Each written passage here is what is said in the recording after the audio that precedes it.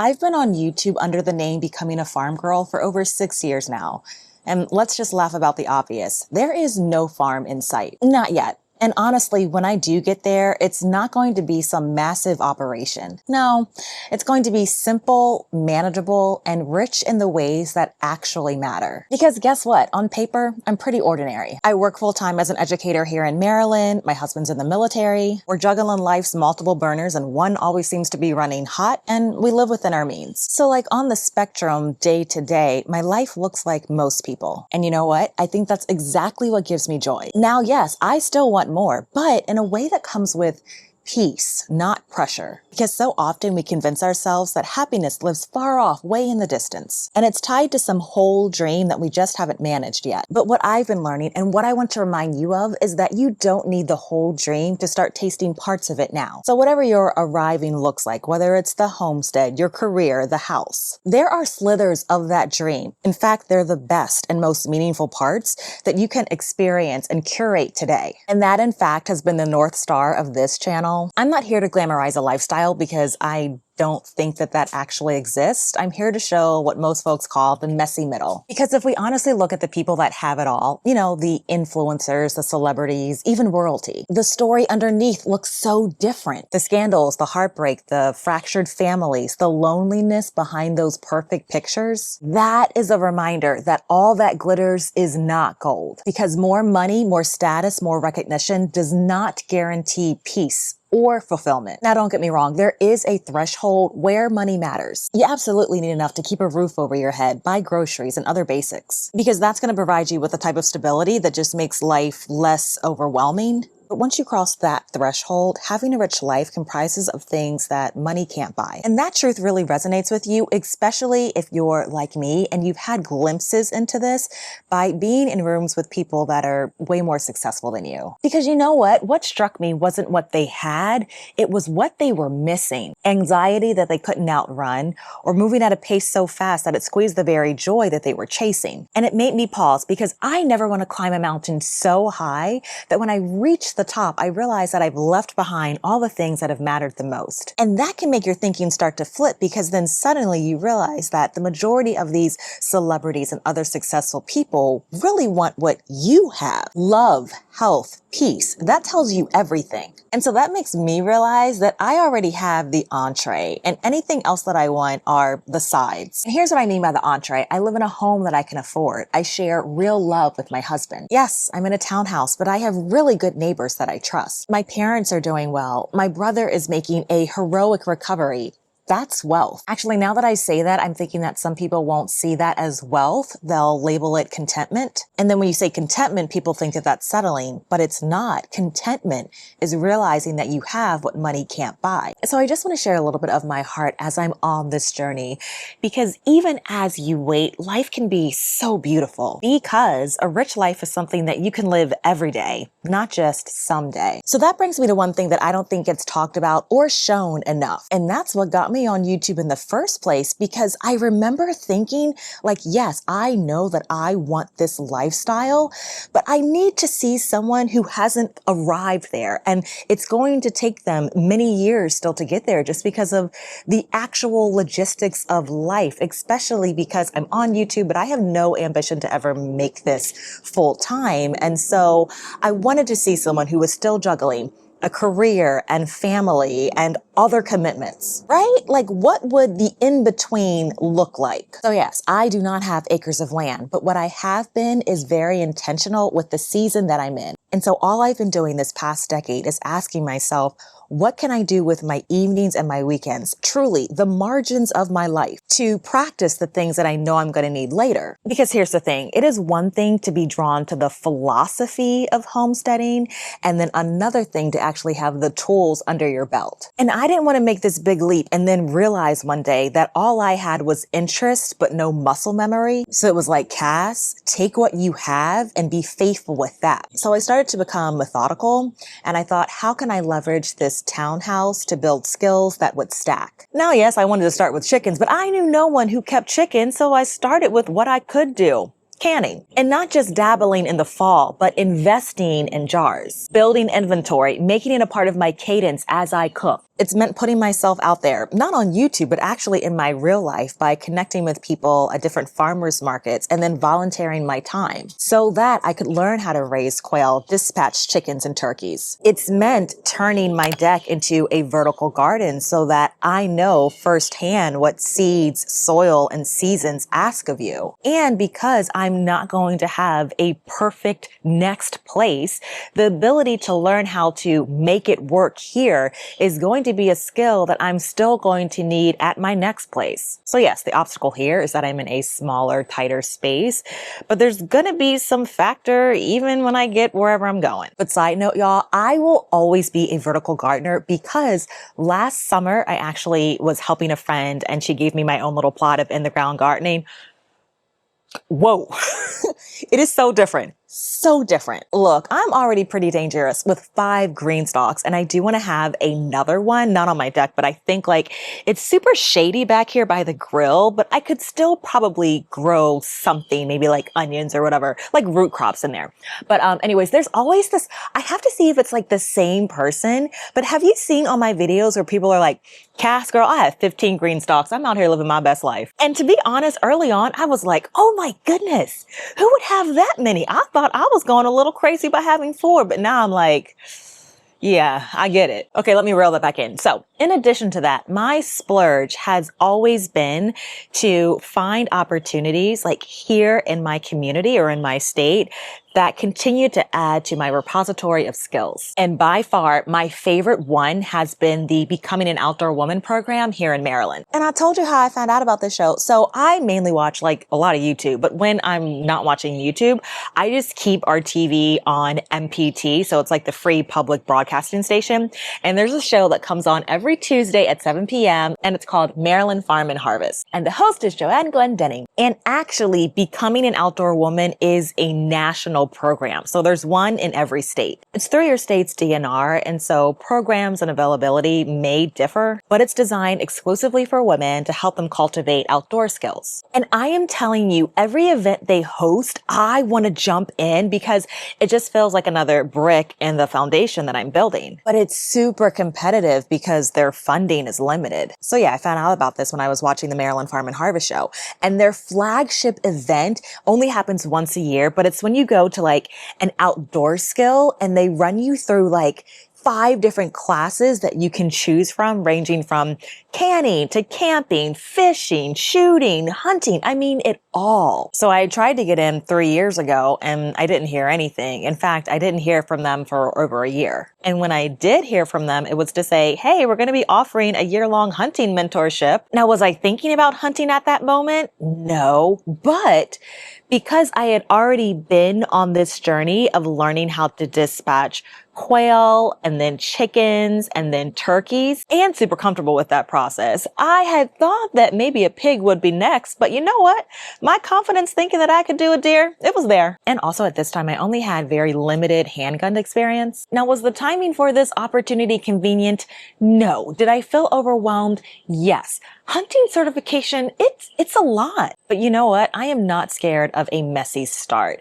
And what I was really leveraging was the fact that my ultimate goal with a lot of this lifestyle is being able to procure my own resources. And since I'm not going to be able to raise my own protein outside of quail, and the prices of buying, grass-fed beef, chicken, all that kind of thing does make a significant uptick in your grocery bill. Yes, there are ways that you can reduce that cost. I've shown through canning. However, a reliable source for me, right now and for the next few years, and even when I get my eventual property, is to be able to leverage being able to go out and hunt several times a year. Because think about it, as a hunter, I would be able to procure the highest quality meat. So it's wild game meat, right? It's been eating, the natural vegetation. And as a person that has a full-time job, I'm not tied to daily care routines of having livestock or the feed bill. All I would really need is a shotgun and some basic gear. And guess what? Fast forward to today, y'all, I'm still not a pro, but I am learning how to hunt. It turns out that I'm a natural shot, and I even harvested my first doe right here in my backyard.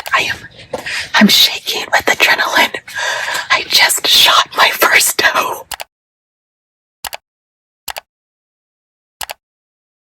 Next through becoming an outdoor woman, it was learning how to forage. After that, it was catfishing. But I still hadn't gotten to that flagship weekend course. So I tried again this year. And I am hoping that this is the year that I get a spot for the summer becoming an outdoor woman workshop. It's just super competitive to get in. So even the registration link is saying that the form opens up at noon, but then the workshop fills usually within 30 minutes. See, like there it is. This is wild. Waitlisted within 30 minutes? So to help the odds be in my favor, I've already printed out the weekend schedule and I've marked the sessions that I would want to take if they have spots. We have a couple of minutes, so I'll go ahead and share. So for my first session, I chose the outdoor survival skills, and then I chose the map and compass course. And then there's one on camping skills and hanging out with fungi. 11:53, 11:59. Okay, it's still not open. We're gonna refresh. Oh my gosh. Okay, it's 12. It's not open. Refresh. Okay, what's happening? Okay, it's open. Oh gosh. Okay. Please confirm that you're 18 years or older. Yes. Okay. Phone number. Okay. Ah! Zip code. Okay. Next. Ah! Okay. Okay. My first choice is the outdoor skills. Okay. Outdoor survival skills. Boom. My second choice was the map and compass. Map and compass. None, no dietary restrictions. Okay. I submitted the application. The time is it's 12:05. So after all of that stress, I was waitlisted. I completed that application in under 3.5 minutes, but that's how competitive it is. But about a week later, my luck changed because if you are not able to submit payment, I think it's within 3 days, they move to the wait list. So that's the thing. If you're going to sign up, you've got to be able to pay. Now for this year, and they've been holding the price steady for the past couple of years, it was $250. I know. So then your first question is, well, what am I getting for $250? And the answer to that is actually a lot. So for one, it's going to be your lodging. So it's at an outdoor school. And so you have your bunk beds, you have a showering place. So yeah, you have your accommodations. After that, all of your meals are also included in that price. So, and these are hot meals, breakfast, lunch, dinner. And then there's this perpetual snack bar that you kind of get. Then you also have all of the teachers that are experts in their field. And you're running through, it's one class on the first day, 3 on Saturday, and 1 more in the morning.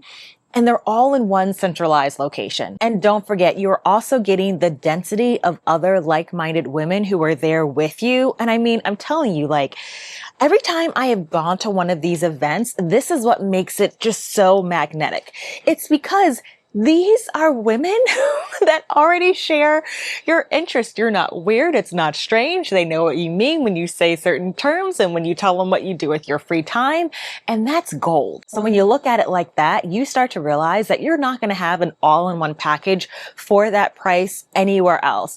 I want to say that tickets to most even homesteading conferences, where again, you still have to pay for your lodging if you're not already at that location, and your food. I mean, those tickets are about $100. So this is awesome. And you're getting application, right? It's not you sitting in a presentation, but it's you doing all the things. So I am telling you, as I was checking my email every single day, and really my hopes for I was it's not going to happen for me this year. Okay, it's going to be another full year. But I was checking my email every single day. And so as soon as I saw that email, I went, I confirmed, and I was so excited. Okay, so I do want to share the highlights of this trip. And I don't have as much footage as I thought I would, only because when I'm actually meeting people for the first time and being present, I can't also have my phone out.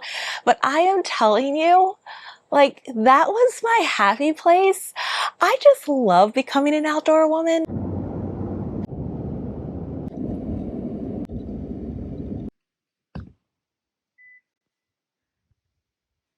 All right, so this is where I am staying, cabin number 8, and I am arriving fashionably late because I got locked out of my house. So no one's here. Let me give you a quick tour. So there may be a total of, I'm just quickly counting, maybe 12. And so I saw that these two were empty. And then there was one over here in the corner, which is right next to an outlet. So I think I'm gonna go ahead and set up here. I'm like right between these two windows, so it should be pretty breezy. But all in all, yeah, pretty nice. Set up a little course for you all, just so you can practice some of the strokes. And Kim's going to go over the strokes. All right, we're out here. So much fun. This is so much fun. I've been avoiding the grassy areas because you can get stuck. And I haven't played bumper cars with anyone else's canoe, so that's good. It's so peaceful out here, but then also my arms and my torso are on fire. Yeah. Oh, yes. Oh, the frog's getting eaten by the snake. Oh, yeah. Oh, he's so calm. I know. Does he realize what's happening? I don't think so. Oh, goodness. Are you taking video? I am. Oh. Yes. Whoa. I heard that. Okay. He's like, okay. Wait, where is it? It's, oh, okay. Oh. You see this like big frond right here? If you go straight back to the shore, you can see the frog's head. Yeah, so like don't go too much further with your paddle. Good morning. It is now 6:30. I brought my chair and I think I'll just sit down someplace and just get some coffee and just pray.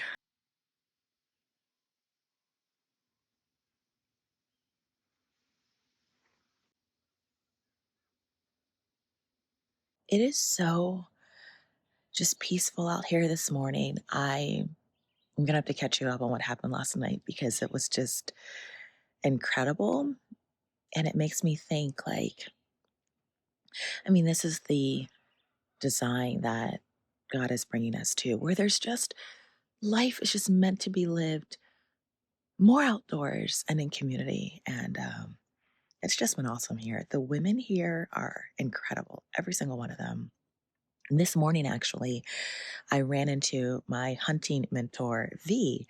I didn't know that she was going to be up here. She said that she's just teaching the muzzleloader class, and then she has to go to Virginia for a family reunion. But it's I'm so happy and peaceful and just, this is really nice.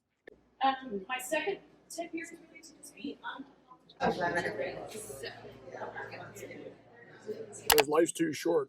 You might as well enjoy doing stuff that you like to do. I grew up shooting that type of gun. Like I say, I made a lot of money with this gun in competition, won a lot of trophies with it. Great job. You have to be. Yes! So much. She's so excited. Just because you asked. And then there's Do your job. Woo!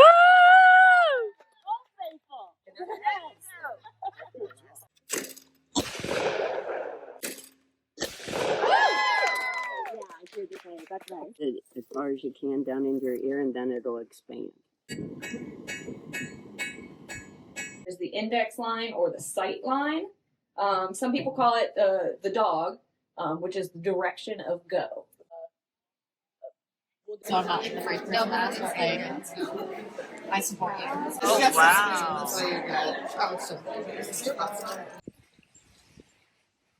All right, you guys, so we just finished the group picture, and so everybody's out. I've got to run. I'm clearly just waking up. I've got to run and get my bag and my coffee. You have your wind barriers. Oh, wow. We're going to look at like two primary things, like synthetic or down. So down is, of course, like goose feathers. Very expensive. They get aggravated. Perfect. Smart, Anne. Because this is probably the size that we could carry. So, 'cause this is probably more like what I'm gonna have. I'm gonna stake it. Yeah, just some of it. Good. I don't want to. All right, so this is the backpacking tent. And then here's what we've put together. So did we put the floor in yet, or the other thing in yet? We haven't put the rain cover on. Okay. Oh, that just goes over it. Yeah. Exactly. Yeah. Yeah. And then this is another cool tent that they set up pretty fast. It's a 9-person tent. What brand is this? I'll have to ask about that. This one is huge. It's nice and spacious. And I want to say, hey, I placed your face at the catfishing trip. So good to see you. Oh my gosh. I got in. Yes. I got in. Well, I got in off the wait list because 4 minutes was too long. Yeah. So yeah. Oh, But good. this is amazing every single day. Yeah. Yeah. I really enjoy it. What did you Absolutely. do? What classes? I did kayaking, shotgun, map and compass. Yeah, and all this. Oh, What about you sweet. for this year? This year I did outdoor survival skills, which is up here. That was great. Yeah. And then I did muzzleloader skills. Fantastic with V. She's my mentor. She was amazing. Isn't she? I Tiny put Game Hunter, yeah. I put a ton of tickets in for like the class, even though I like her like shooting class. I was like really wanted to learn more from her. I do like that You know, clearance. like- Yeah. So you don't feel like you're like crouched down Yeah, all the but time is in this, there. like, very thin?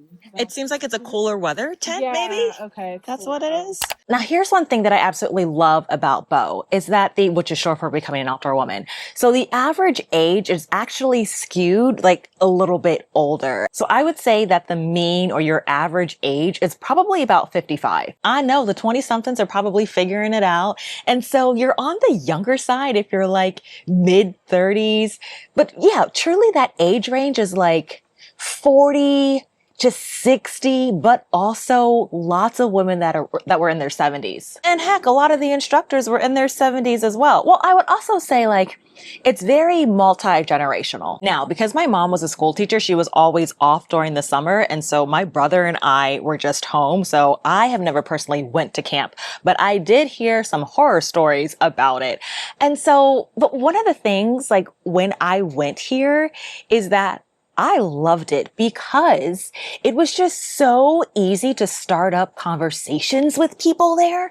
Like it felt very much like when I went to the Homesteaders of America conference and you're like, I know that we have things in common that are going to like overlap and you can just jump into conversation. Every single person, like, it wasn't cliquey. It wasn't awkward. Like you understood why she was wearing X, Y, and Z. And like, you want to ask her about this or like conversations they were starting. It just was like, it was such an amazing place. And the only sad part is that you don't get a chance to talk to everyone there, which just goes to show you that sometimes the richest friendships happen later in life with people that you would never expect. So I would absolutely say this, check out Becoming an Outdoor Woman in your state. You all know how passionate I am about supporting programs or like tourism that's in your state or your tri-state area. And even if you are waitlisted, I know you're going to be disappointed, but think about it this way. It is showing that there is demand and interest. And then at the state level, they'll start allocating their budgets accordingly. So here's another thing. When I was at Bo, I couldn't stop running my mouth, kind of like I am on here. And that's because off camera, like unless I am in work mode, like professionally at work, I come across as a little introverted. I think that's because at work, I thrive off of having responsibilities and executing. But when it comes to Cassandra, unless you're speaking my love languages like canning, preserving, and gardening, yeah, I do come across a little shy. Yeah, and the only group that my entire life that I have ever felt immediately comfortable with has been older people. Yeah, it totally has something to do with the fact that my best friends have always been older people. And I think that has something to do with the fact that I grew up in a church that we commuted to. So I really didn't know the kids in the pews. So one, I was already out of the loop. And then two, my mom was in the choir and my dad was a deacon. So he would MC like a large part of the service. And so there was the option, like some parents will let their kids sit in like the back pew. So it would just be like a pew full of like kids that like were being a little mischievous. But my parents are like, oh, no, you don't. You're going to sit with the church mothers. And I loved the church mothers. Now, keep in mind that my Nana lived about 3 hours away from us. So I would see her maybe about twice a month. And then my dad's parents were in Maryland. They lived in Shreveport, Louisiana. And so I saw them even less frequently. So the elders in my church became like surrogate aunties and grandparents. And they weren't just Sunday faces. They were woven into our lives because when my dad would be away for months at a time, he was a senior master sergeant in the Air Force. My mom didn't just like drop us off anywhere. My mom was a teacher. And so we went to the same school as her. And so in the event, and it didn't happen like too frequently, but like in the event that she, just had like things that she had to go to, she would always make sure that we stayed with one of the church mothers. But then even beyond that, my mom was a part of the sick and shut-in board. And so it was routine for us to go and visit the elders in our church. Sometimes it was at their house or the hospital or a nursing home. And so I have always those locations have been very familiar to me. But let me tell you, I adored the cadence of their home. It was steadier, calmer, and full of charm. I love sitting in their living rooms, helping them organize the linen closet, reaching in there and getting things that they couldn't find. And sitting beside them during Sunday service was the absolute best. Now, y'all, I grew up in a Pentecostal church, meaning that service was all day. So like Sunday school would start at 9 o'clock and things were ending early if you got out by 2. But I'm telling you, sitting beside the church mothers was a thrilling experience because first I had to multitask running through the pages of the Bible to get to the scripture that the preacher was talking about. Like I know the books of the Bible in alphabetical order. Genesis, Exodus, Leviticus, Numbers, Deuteronomy, Joshua, Judges, Ruth, 1st and 2nd Samuel, 1st and 2nd Kings. Yes, there's more where that came from. Then they would have me work on my motor skills, clipping out the coupons for that week. Then I had to put those coupons into that accordion folder looking thing. Now, if the service was running extra long, and this is when I was like under 10, I could read the mini page, which is like, it was like a kid's newspaper that was either in like the Saturday or the Sunday edition, but they would already have that ready for me. They would just whip it out of their purse. They always had those big fluffy peppermints, the best hugs and kisses. And y'all, I got money for my report cards. So yeah, it kind of painted my brother and I as goody two shoes, but it also wasn't like that.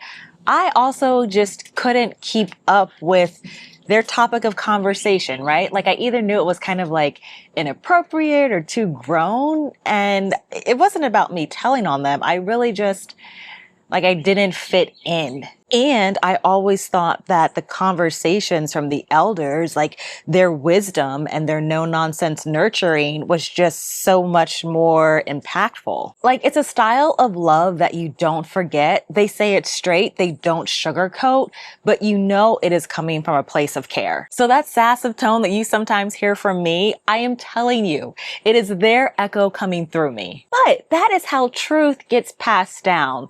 Firm, loving, and unflinching. But I kind of think because I was around adults that it was kind of difficult for me to make friends my own age. And to this day, since I work in schools, I still see this, right? So I would be the kind of kid that would want to read a book instead of necessarily like playing, right? And in my teens, like I didn't want to go to the mall or not at the times that everyone else wanted to, because it was already instilled in me that you want to go after, like the big holiday sales, because that's when the money that you did get from, your birthday or report cards and things like that goes even further. And so I've shared this before, but when I moved from Western Maryland to Central Maryland after college to start teaching, I didn't have like any friends. I didn't know anyone. So you know what I started doing because I knew where to find them? I started volunteering at a nursing home and I absolutely loved it. I did it for many years until life got too busy. And actually when I moved from where I was, so I was like in the Bowie area to where we are now, and it would be like an hour drive. And I'm telling you, I met some of the dearest people there. So the DJ from my wedding was actually the DJ who would come on Friday nights to that nursing home. And speaking at my wedding, there was like this clear line of demarcation between between like the younger crowd and then like everyone else who was like 60 and better. And so I had two bridesmaids, my best friend from high school and my best friend from college. And then after that, everyone else, like besides my parents and Trey's parents, and then his siblings and my brother, all of my friends, like the enduring relationships, were the elders from my church. And they have just shaped how I talk and how I think and how I love people. And plus, like, here's the thing, especially like as I get closer to 40, it is like friendships can be complicated at any age. And certainly, yes, I have had relationships with people that are in a closer like age range to me. But the ones that have never had like an ounce of like drama, or from my perspective, like, no, like don't do that, because, you know, like there's just like this wisdom and like instruction that I've been brought up with that so many people my age like may not have. And I recognized early on, and this isn't to say that I'm like, you know, full of wisdom. It's not that, but I definitely have like a competitive edge when it comes to a lot around like mindset. And the thing is that like in your 20s, your friends are crazy. They're crazy. Like you just don't know what you don't know. Even in your 30s, right? I think it starts to like round out around mid 40s, closer to your 50s. But having older people in your life to really like anchor you with that wisdom earlier on just shifts your mind completely different. So I don't even know where I am going now with telling you that whole story, but I do kind of want to tease this part out. And that is that I think the thing around friendship. And so what I absolutely loved when I was at becoming an outdoor woman, and even as I am growing and maturing as an older woman, is an appreciation for the wisdom of older women in our lives. And here's one thing that I want to absolutely tell you. So like, like it's so true. But again, I have known and seen this, but I see all of the time the unfortunate and misguided perceptions around, you know, older women. And here's the thing, okay? Here's the thing about an older woman who has lived her life well. She is not out here envying these 20 somethings, you know, early 30s, whatever. Because having a woman that has known her North Star, who has gone through experience and who is willing to even download that into you is such a gift. And also the model of being able to be around someone who is a few steps ahead of you to guide you is just, it is so beautiful. And so I loved being able to see women that even after being, you know, raising their babies while they were in the house and, you know, pursuing a career and then moving into retirement, that are still like active. And again, it is because these women have their health. So your health at any age is your wealth. And that's where it just reiterated for me again that I can experience joy and community and friendships without the silo that having your own homestead can sometimes be. Because I just want to reiterate this to you again, that the purpose of the homestead that we want is to be able to offset and have some means of control over our food supply. But then also, I'm not trying to do it all, because there is such power in community and being able to barter. And I really like this concept of that being the true term when we think about social security. And so I think about that if I had the mindset of needing to wait, that I would be missing out on all of these experiences that I get to have and the people that I've met along the way. And speaking of older women, my godmother just celebrated her 90th birthday. Now here's a story you're really gonna like. So my godmother is the mother of my mom's best friend in college. And guess what her name is? Cassandra. And guess what my godmother also has a very strong passion for?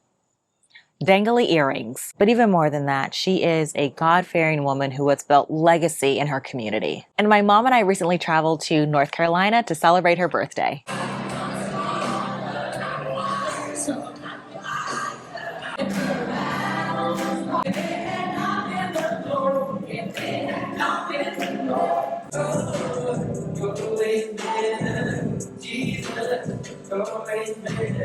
It's a nice looking cake.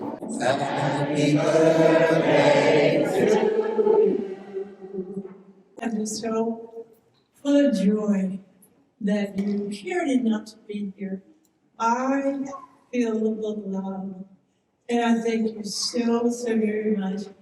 It could not have been what it has become had it not been for you. Fear not, I am with you.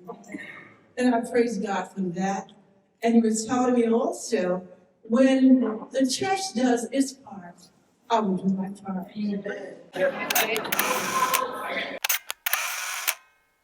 That is a rich life. And actually, my mom, May, her first name is Novella. Like, what a beautiful name.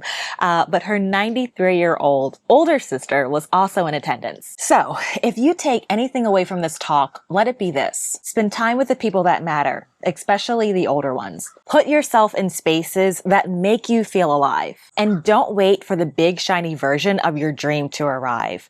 Because here's the thing that I have definitely learned and see. So a couple of years ago, my Nana passed away. I shared that with you all here. And you know what? Even when I do arrive at my dream, you've got to think about how the passage of time is going to bring events that could somehow alter what you think that state of arrival of perfection is going to be. I would give anything, obviously, for her to be at this homestead that I want to have. But you know what? Along the way, I appreciate all of the monthly get-togethers that we would have. And so as I wait, I don't want to rush time. In fact, you see it as a gift to be patient because each day is so special. And for many of us, our happiness is already here, or it can be accessed without always having the picture or the stuff to show that you're happy. I'm always so humbled and appreciative when people tell me that I have inspired them, because you know what? It truly means, because all I am showing you is just an appreciation for what I have and how it does bring me so much joy. And I know the same is true for you. When you see me, you just see someone who is in pursuit. But I think what you don't see necessarily, but you hear it in my voice and genuine excitement, is that life is good, even without having it all.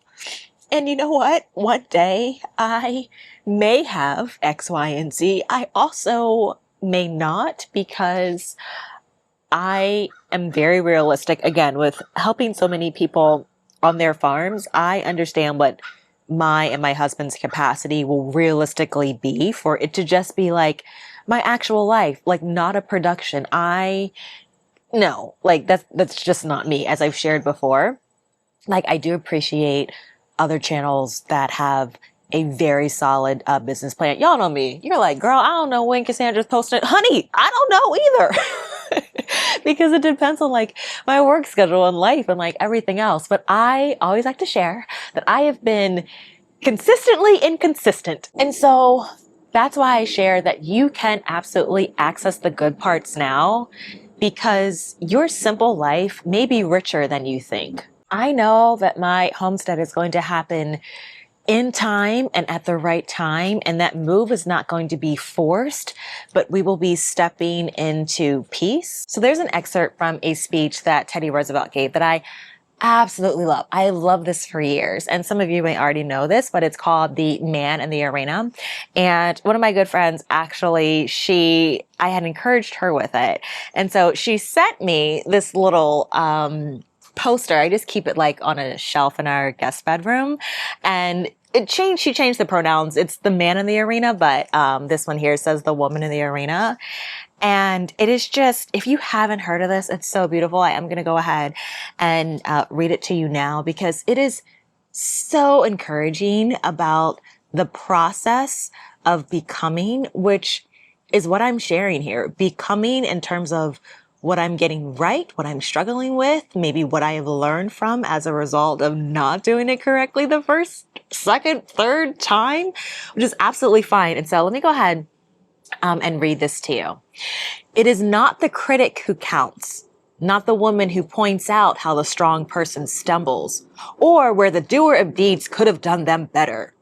The credit belongs to the woman who is actually in the arena, whose face is marred by dust and sweat and blood, who strives valiantly, who errs, who comes short again and again, because there is no effort without error and shortcoming, but who does actually strive to do the deeds, who knows great enthusiasms, the great devotions, who spends herself in a worthy cause, who at best knows in the end the triumph of high achievement, and who at the worst, if she fails, at least fails while daring greatly, so that her place shall never be with those cold and timid souls who know neither victory nor defeat. I mean, this poem is so striking and encouraging every time my eyes land across it. And that's like all I'm trying to do is to be the woman in the arena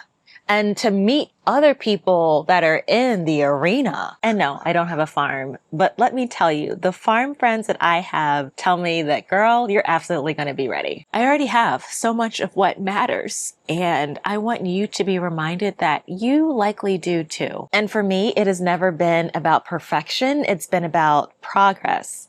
It is that very process of becoming. You have a glimpse into how I'm becoming, but you're becoming as well. And I hope that this just encourages you to have contentment with what you already have and to take what is in your hand right now and to steward that. And with that, I'll see you in my kitchen or garden soon.